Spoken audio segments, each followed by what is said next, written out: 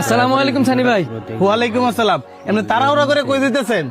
নামাজ পড়তে যাই, মসজিদটা তো আবার ব্রিজের ওই পারে, তাড়াহুড়ো করে না গেলে জামাত পাইতাম না। এমনি আইতে গেলে জামাত এমনি তো পাইতেন না। চাবিটা ধরেন, আমার বাইকটা লয়ে যান।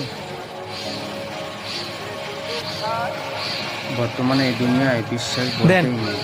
এই ভিডিওটা দেখার পরে অনেকের মনে বিশ্বাস করে কিরে 2 দিন হয়েছে মাত্র পরিচয়, ভালো করে চিনস না জানস না, আর আজকে বাইক দিয়ে দিলি। বিশ্বাস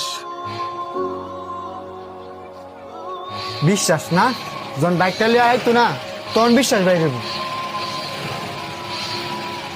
ব্যাপার কি? নামাজ তো কোন সময় শেষ, ওহনো বাইকটা লয়ে আয় নাকি রে? অন্তর একটু সামনে গিয়ে দেখছে লোকটা আমার বাইকটা লয়ে আয় নাকি? কাজ করতাছি রে, আমি পারতাম না। ভিডিওটা পুরো দেখবেন। এই ভিডিওর মধ্যে প্রতিটা মানুষের জন্য গুরুত্বপূর্ণ একটা মেসেজ রয়েছে। ভাই এই যে আপনার বাইকের চাবি, আর আপনার অনেক ধন্যবাদ। আপনার আইতে এত দেরি হইলো যে?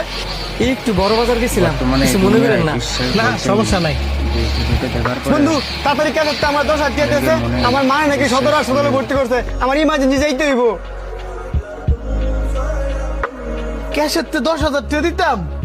তুই তো সারাদিন রেস্টুরেন্ট হই, আর রমজান মাস রেস্টুরেন্টে কি বেচা কিনা আছে? অনেক কোনো গেলে ইমার্জেন্সি 10,000 টাকা মামু। যদি আমি দেই?